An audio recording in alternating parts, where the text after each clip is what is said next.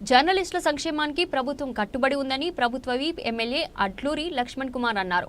ఇటీవల ప్రమాదవశాత్తు రోడ్డు ప్రమాదంలో కాళ్లను కోల్పోయిన నవ తెలంగాణ రిపోర్టర్ బాబు కుమార్కి Telangana media academic welfare scheme కింద ₹1,00,000 చెక్కును జర్నలిస్ట్ యూనియన్ రాష్ట్ర నాయకులు సురేందర్ కుమార్తో కలిసి అందజేశారు. అనంతరం మాట్లాడుతూ ప్రభుత్వం అధికారంలోకి వచ్చిన వెంటనే విద్యార్థులకు డైట్ ఛార్జీలను, కాస్మెటిక్ ఛార్జీలను పెంచామని అన్నారు. పేరు కూడా రాజీవ్ గాంధీ తెలంగాణ సంబంధం లేదు, అలాంటి వ్యక్తి పేరు కాకుండా తెలంగాణ అమలులోకి పెట్టాలని కవితారు. ఇప్పుడు ఈ బయట మొత్తం నీ ఛానల్ చూపెట్టు, రెండే ముచ్చట్లు చెప్తా, ఎక్కువ చెప్పాలి. ఈ భారతదేశంలో ప్రజల కోసం ప్రాణాలు అర్పించిన కుటుంబం ఏదైనా ఉన్నది భారతదేశం ప్రపంచంలో అంటే ఎవరి కుటుంబం? ఇందిరమ్మ తల్లి, రాజీవ్ గాంధీ. నీకు ఎల్టీటీతో ప్రాణభయం ఉన్నది, నువ్వు అక్కడికి పోవద్దన్న పెరంబొత్తురు పోతే అక్కడ ఉన్నటువంటి తీవ్ర ఉగ్రవాదులతో చనిపోవడం జరిగింది.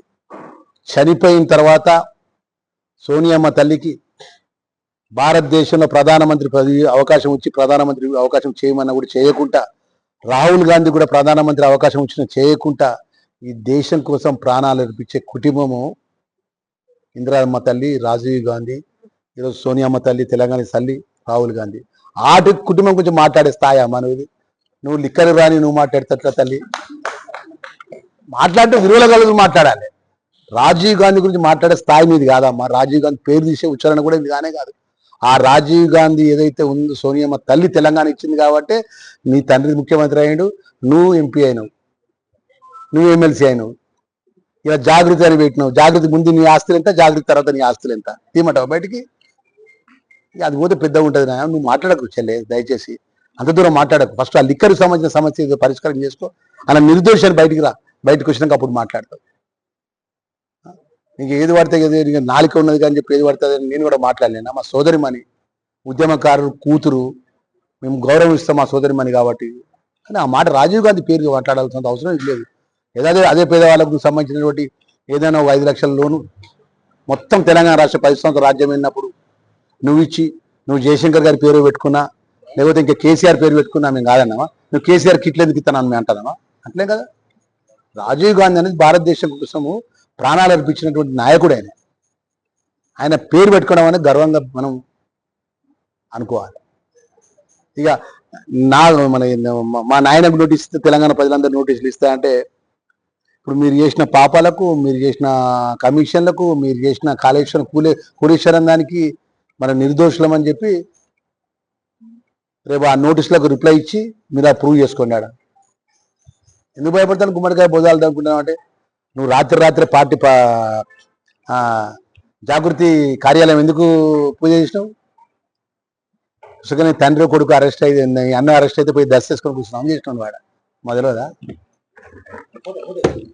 అలా. ఇంతమంది పేదవాళ్ళకు మేము రుణమాఫీ చేసినాం. రైతులకు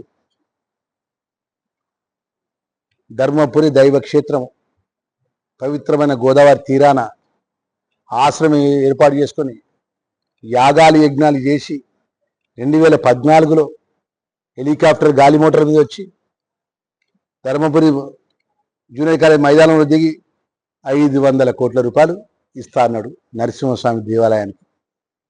5 రూపాయలు ఇచ్చిండా? ప్రత్యేక నిధి 500 కోట్ల రూపాయలు ధర్మపురి లక్ష్మణేశ్వర దైవ క్షేత్రము ధర్మపురికి ఇస్తా అన్నాడు. ఇచ్చిండా? అదే యాదగిరి గుట్ట కాడ యాదాద్రి అభివృద్ధి చేసుకున్నాడు. మనం ఏం పాపం చేసినా మన ధర్మపురి ప్రజలు, మన జగిత్యాల జిల్లా ప్రజలు ఇక్కడ కూడా 10 సంవత్సరాల వాళ్ళు ఏది కూడా పేదవాళ్ళకి సంబంధించిన సంక్షేమ కార్యక్రమం పట్టించుకోలే, పేదవాళ్ళకి సంబంధించిన మంచి పట్టించుకోలే, రైతులకు సంబంధించిన సాగునీరు విషయంలో పట్టించుకోలే, ప్రాంతం తాగునీరు విషయం పట్టించుకోలే. రేపు తెలంగాణ ఆవిర్భావ దినోత్సవ సందర్భంగా గౌరవ ముఖ్యమంత్రి గారి నేతృత్వంలో పట మేము చేసిన మంచి పనులు, సంక్షేమ కార్యక్రమాలకు సంబంధించిన అనేక సాంక్షన్ ప్రొసీడింగ్ ఇవ్వడం జరుగుతుంది. పెద్ద ఎత్తున యావత్తు జగిత్యాల జిల్లా ప్రజలు పెద్ద ఎత్తున కలెక్టరేట్లో హాజరు కావాలని మనవి చేస్తూ, మరి అదేవిధంగా మా కవితక్క గారిని 10 సంవత్సరాలకెళ్ళి ఇలా జాగృతి పెట్టి ఆఫీస్ పెట్టి పూజలు చేస్తున్నావు కదా, ఎప్పుడైనా 10 సంవత్సరాలకు పేదవాళ్ళు ఎవరైనా ప్రజలకు అందుబాటులో ఉన్నావా? మనం పేదవాళ్ళకి సంబంధించినటువంటి నిరుద్యోగ యువకులు కానీ, దళిత వర్గం కానీ, బీసీల వర్గాలు కానీ ఎవరైనా వచ్చి నువ్వు ముఖ్యమంత్రి కూతురు అమ్మ, మా పేదవాళ్ళ జగిత్యాల జిల్లాలో నువ్వు ఎంపీగా పనిచేసినావు, మా పేదవాళ్ళకు సంబంధించిన కష్టాలున్నాయి అని చెప్పి ఏ వాడక నుంచి పేదవాళ్ళ వాడాలలో కూర్చొని మాట్లాడినావా? ఏదైనా ఈ రాష్ట్రంలో